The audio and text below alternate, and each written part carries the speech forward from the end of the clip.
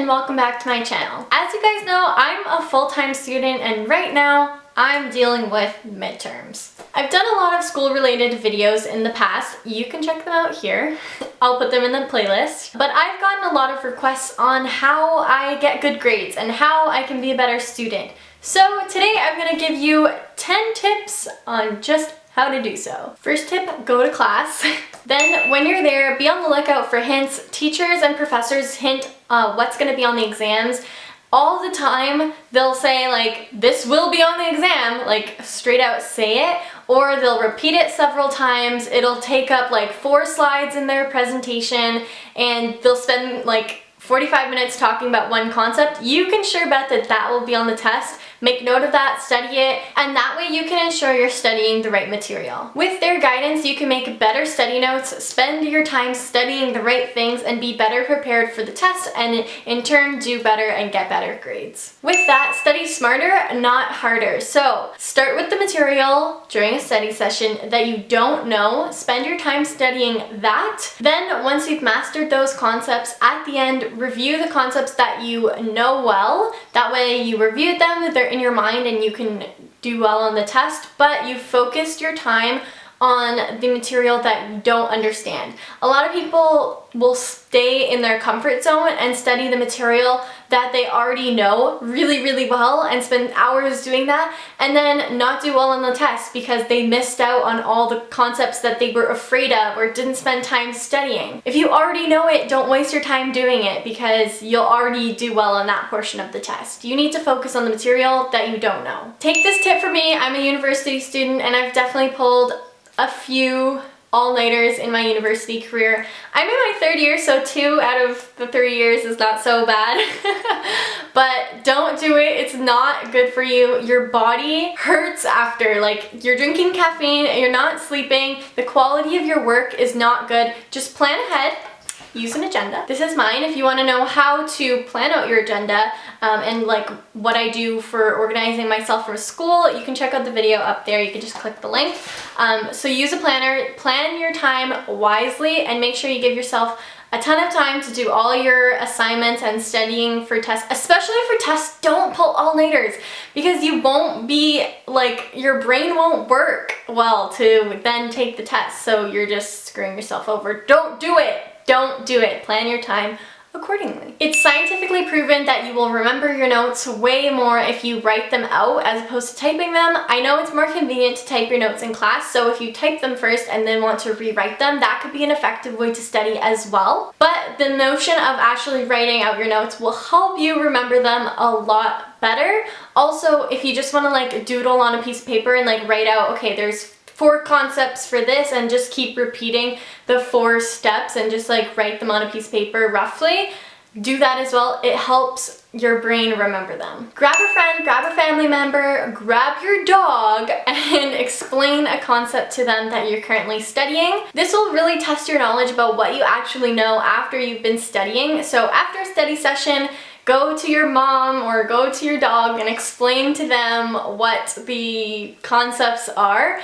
That way, you can only rely on yourself for that information and you're really testing yourself about what you know. Also, that friend or family member or your dog knows nothing about that concept, so you need to explain it from scratch. You're basically dumbing down the material, and at that point, you truly know your information. Alright, here's the secret to fighting procrastination. Set a timer on your phone for 25 minutes. Then, put all distractions away. Sit there with your notebook, your textbook, your notes, and study. Study for those 25 minutes straight. Force yourself to get into the zone and just think about studying for those 25 minutes.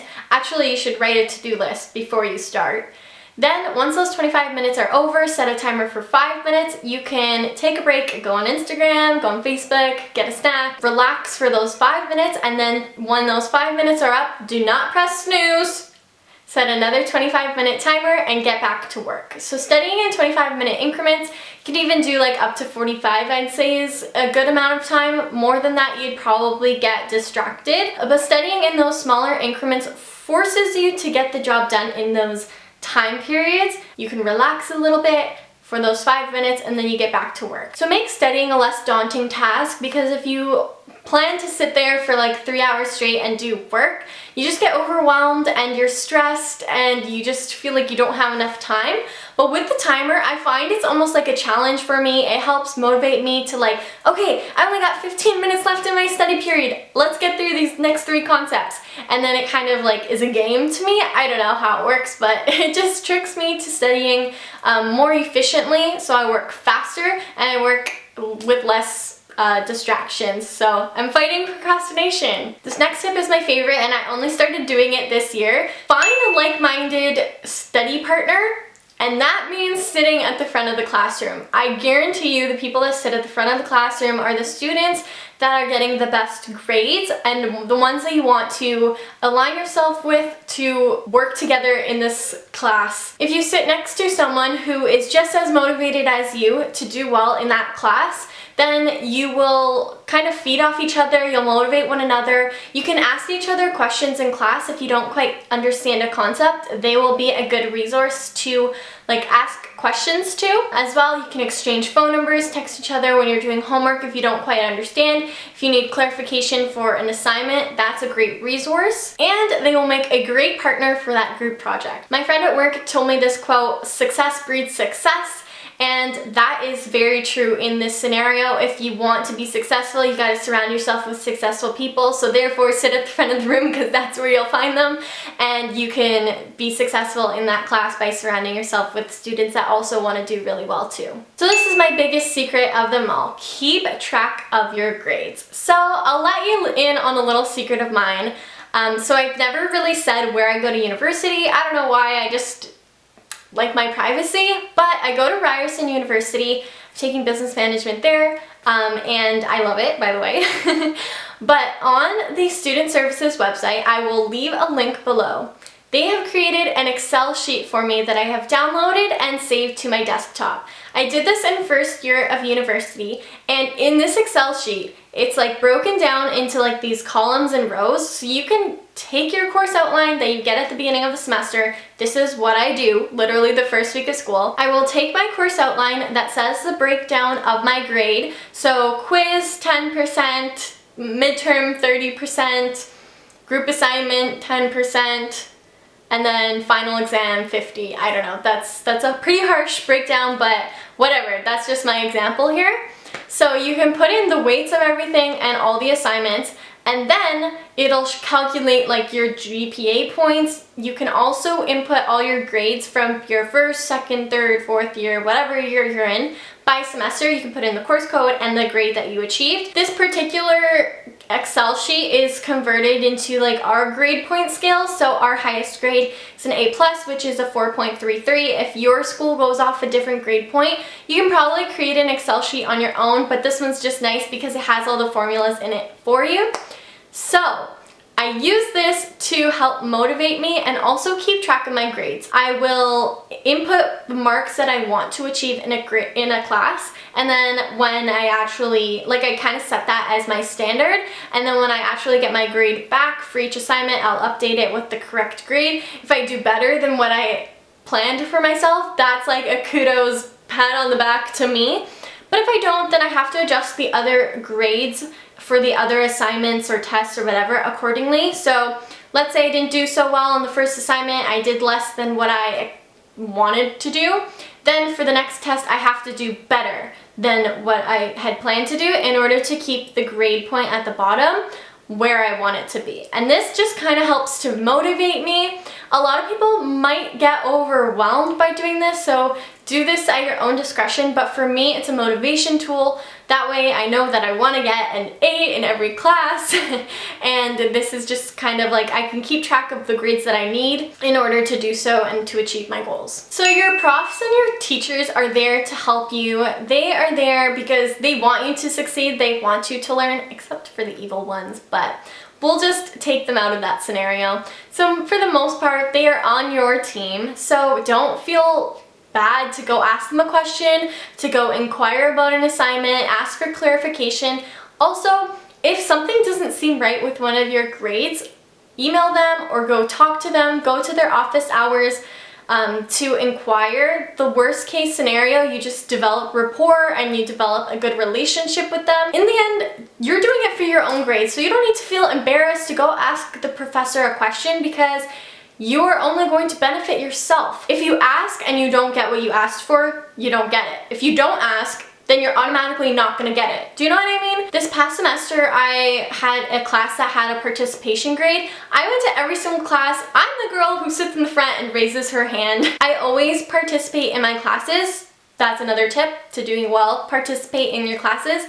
But anyways, so at the end of the semester, like I went onto our like online grading thing and my participation was a 6 out of 10, so I was really confused about my grade because a 60% worth 10% of my grade was like a pretty significant, drop in my grade point. So I emailed my professor and I was just like, I just want to inquire how our participation grade was derived because I've been to every class and I participate fully.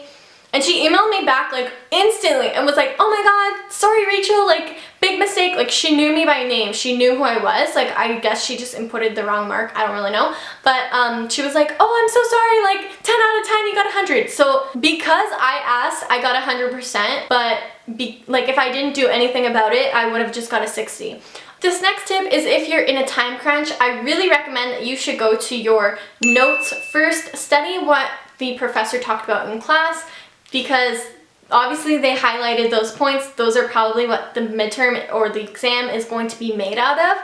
And then if you have time, then go to the textbook. But if you don't, if you're like strapped for time and you don't have too much time to study for this test, which you should give yourself enough time, but worst case scenario, we're all human. If you don't have enough time to study, focus on your notes first and then just forget about the textbook because most of the information is going to come from your notes. So that's just another tip to study smarter, not harder. I'm throwing in a bonus tip for you here. I guess this is kind of just like a student life balance tip. I recommend using your weeknights most efficiently. So try to get all your work done during the weeknights and then you can relax or do whatever else you need to do on the weekend.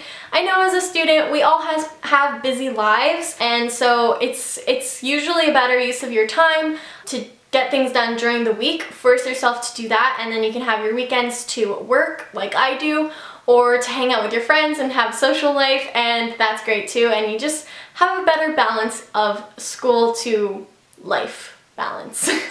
Anyways, those are my 10 plus bonus tips on how to get good grades. I hope they helped you. Leave me a comment below if you have any more tips. Also, which one was your favorite tip and what you will be implementing into your life. I will have a link below to the Excel sheet that I mentioned, or where I'll have instructions on where you can download it for your own personal use. I just downloaded it to my desktop on my laptop and I just keep it there and I update it like every few weeks or every week whenever I get an assignment grade back. So definitely that is my biggest tip from this video. If you can take anything, I really recommend that you do download that Excel sheet and keep track of your grades like that.